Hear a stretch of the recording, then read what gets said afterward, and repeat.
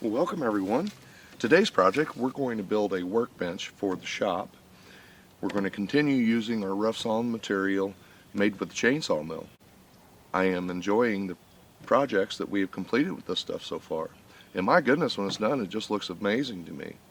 A little bit of a challenge working with material that's not 100% square and things like that. But once the project starts moving forward, it all seems to fall together. Let's take a look at a couple of things we've already completed, and when we come back, we're going to start squaring this 4x4 up. I hope you enjoy the video. Let's get started. Beautiful outside this morning. This is the picnic table we done in the last video.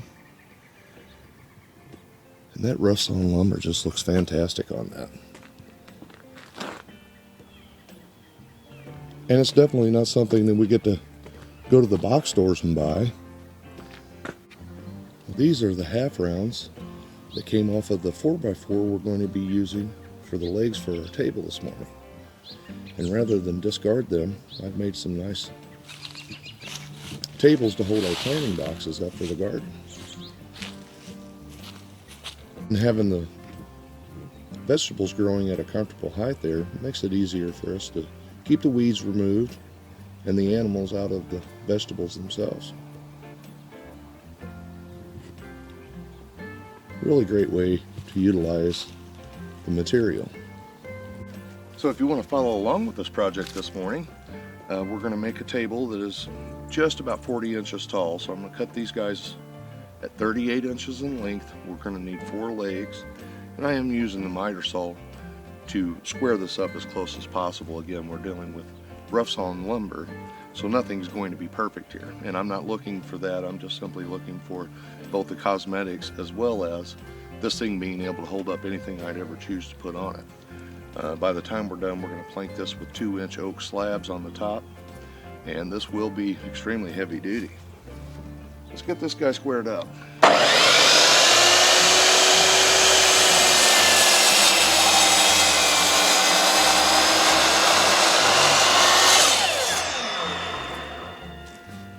Nothing like the smell of cedar, specifically when it's fresh off the stump. I mean, that's as close as you get right there.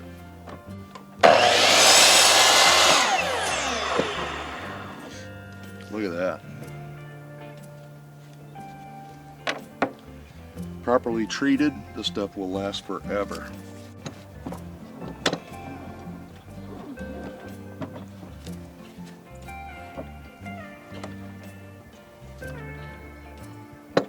This stuff is heavy.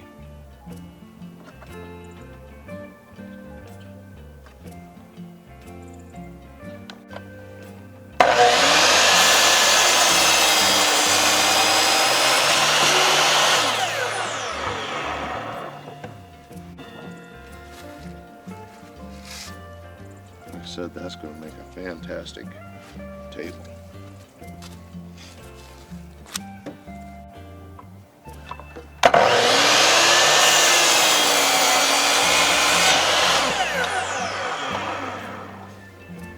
That's almost 100% red right there. Look at that. Now the next thing I need to do is figure out our width. I'll show you the size of these planks. Look at that. And what I want to do is leave a live edge on the outside and then get the center squared up just as square as we can in order to really keep our table tight. That way we don't have a gap in the middle of it.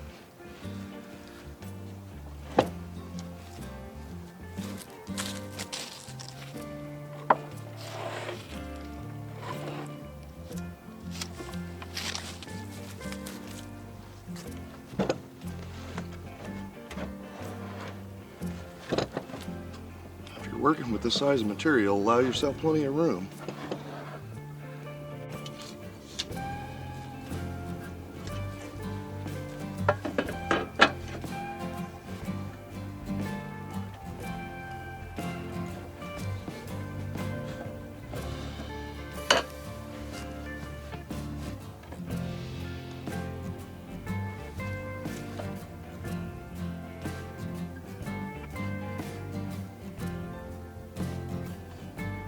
sliding the edge of my square up to the live edge just as tight as I can keep it and still get a nice wide plank out here. And also I alternated the wide end of the tree. So this is the trunk end of the tree, the wider part of the board, as well as the opposite side here. I want to keep as much of the width as I can.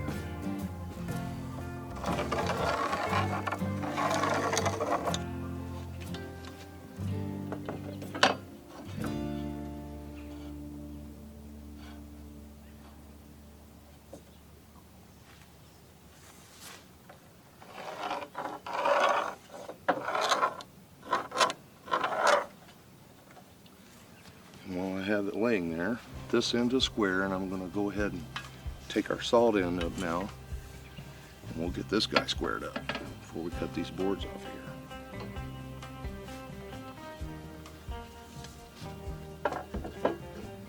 I'm just going to make myself a nice square line down here. The edge of the board.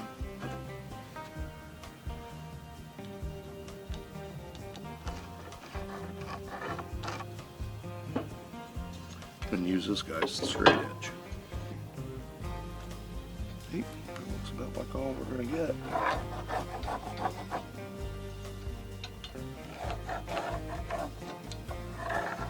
The live edge does pose a challenge when you're trying to square and level. But on the other side of that, the project when it's done, first of all, I mean, it's going to be unique and heavy duty. I'm going to mark the corner. So I know how I was putting this thing together.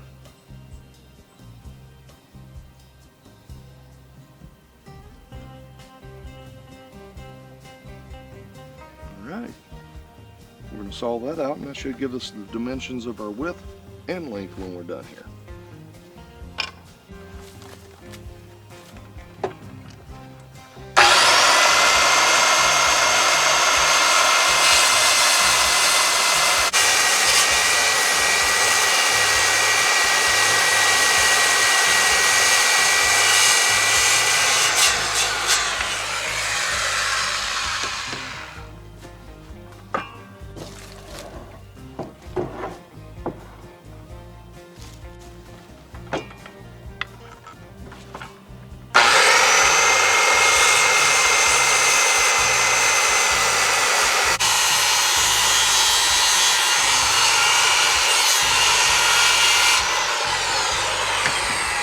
So now we're going to trim up our frame.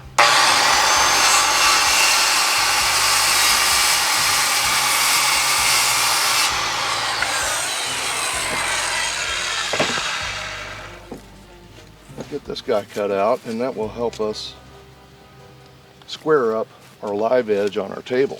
So I'm going to cut two of them 21.5.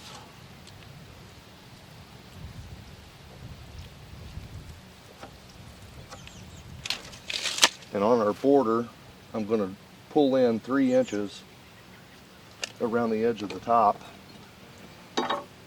And that way, everything sets in nice.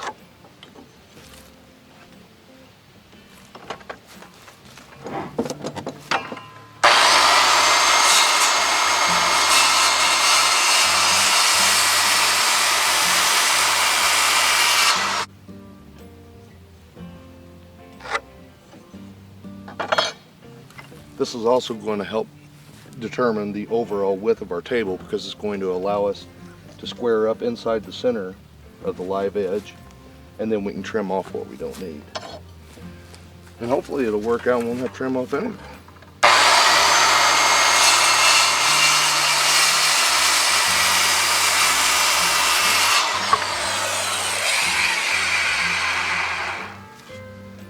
Give us a few edges.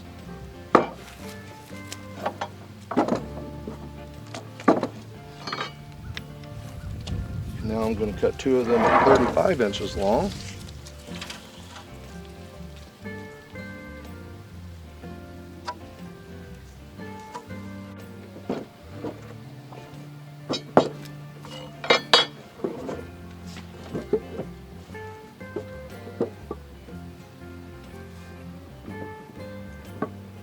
for these, I'm going to be going through to the next rail here. So I'm going to go ahead and pilot these holes. That way the screws is pulling to the material I want it to hold to instead of trying to push through this oak.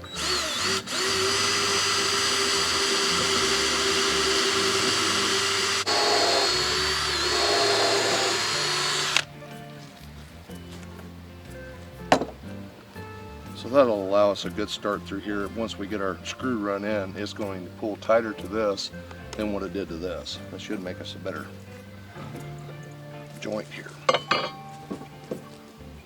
To fasten this, I'm just using a number 8 by 3 inch brass coated screw.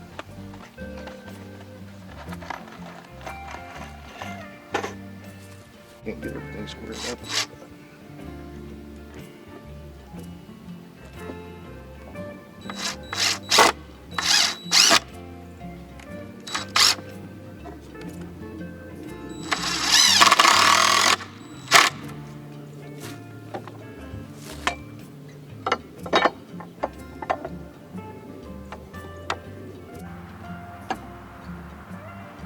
Turned out pretty close, guys.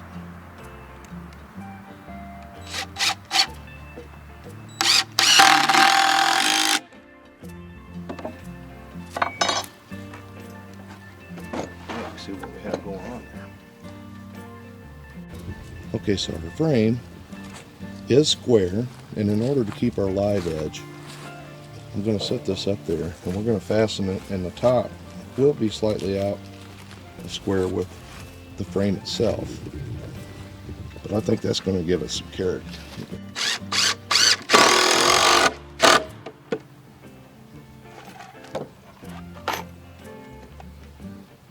I'm going to see if I can lift this thing up and give you a look at what we got going on here. Yeah. Oh, that's going to be a great workbench. Get that rascal pinned in there. I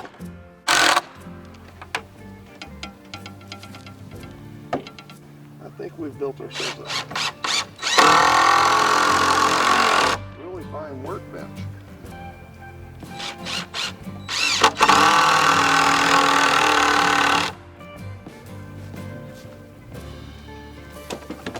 Let me get all this stuff moved out of here. We're going to flip it over and take a look.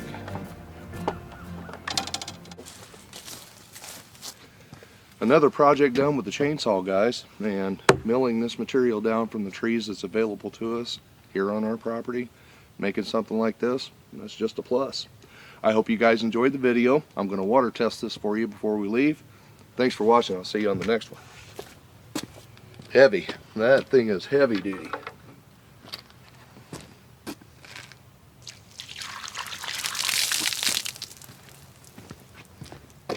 Not exactly sure what I'm going to coat this with yet. As you can see,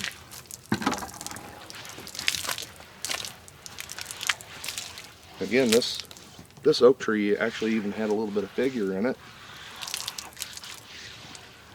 Cleaned the top off.